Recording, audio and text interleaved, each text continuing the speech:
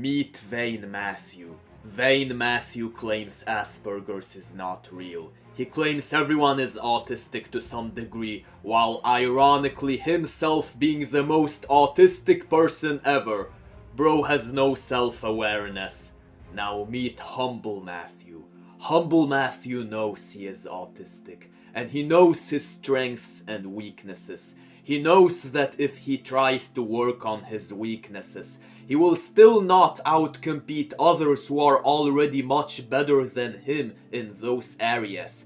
He instead chooses to focus on his strengths and use that to perform well in society. So over the past few years, I had this bold claim that Asperger's and autism is not real and that everyone is autistic to some degree.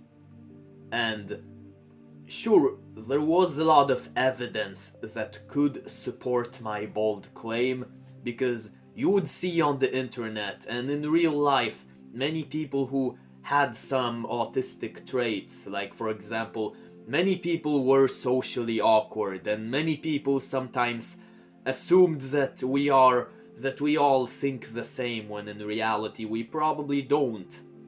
However, the problem is that my bold claim could very easily be debunked. You could very easily make me eat my words. You see, whenever I said everyone is autistic to some degree, you could have said, yes, that's true. Everyone is somewhat autistic, at least, but you, my friend, are very autistic. And whenever I said everyone is autistic more or less, you could have told me, yes, but you are more autistic than most other people.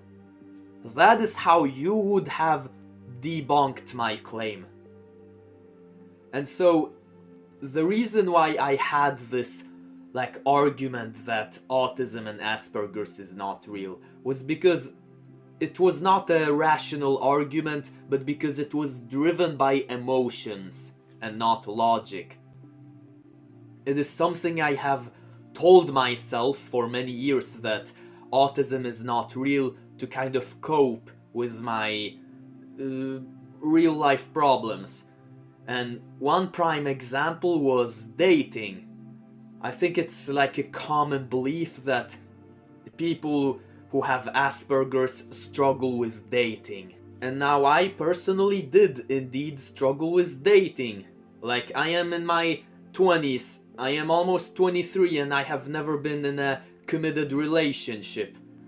And so, whenever I saw people like my age or even younger than me who are happily in love with each other, like in a happy relationship, it just made me angry, because in my mind those people did not deserve to be happy. They only managed to get into that relationship because they were not autistic.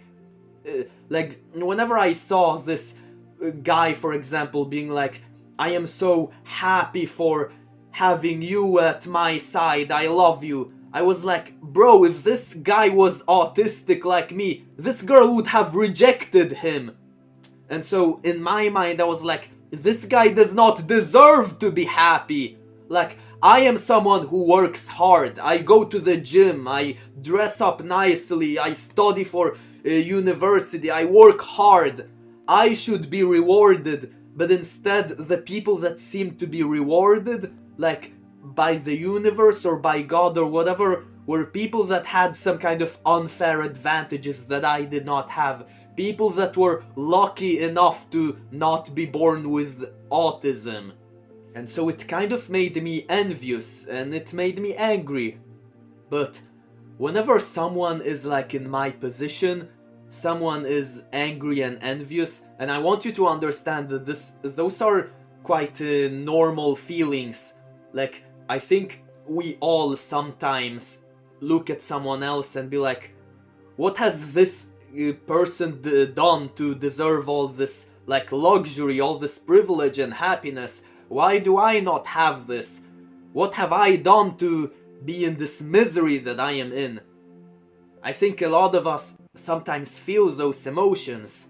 And what does society tell us whenever we feel those emotions? Well, here is what society tells us.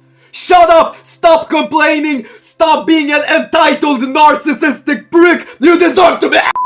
Literally, you are not allowed to even think this, like, what does this person do to deserve this greatness?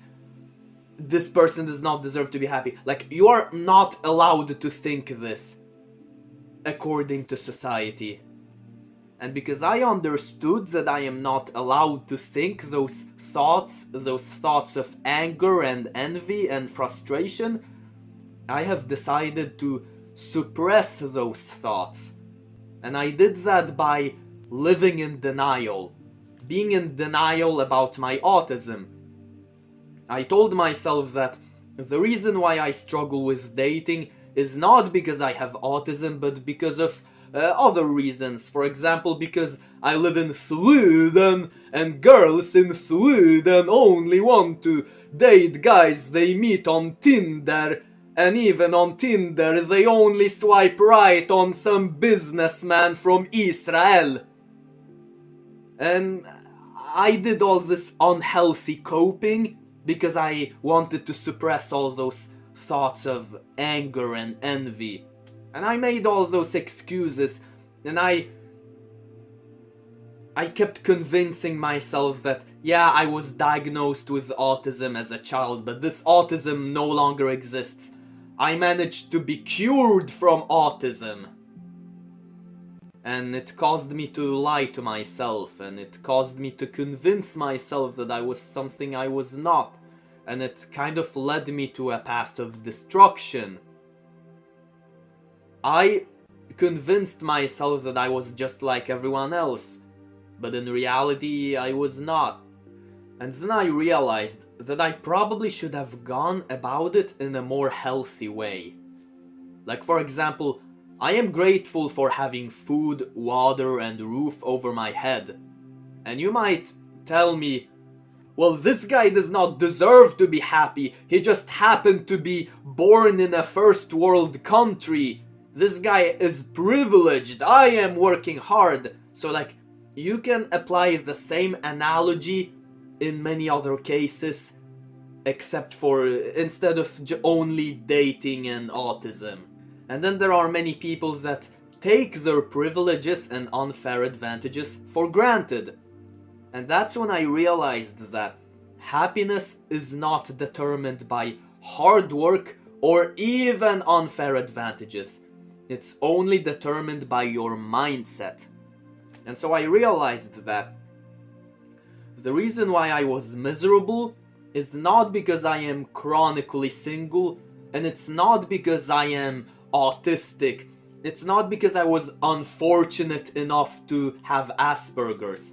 The reason why I am miserable is because I choose to be miserable. It's because I choose to see being chronically single and having Asperger's as a bad thing, when I can instead choose to see it as a good thing, and I can be grateful for the things I have.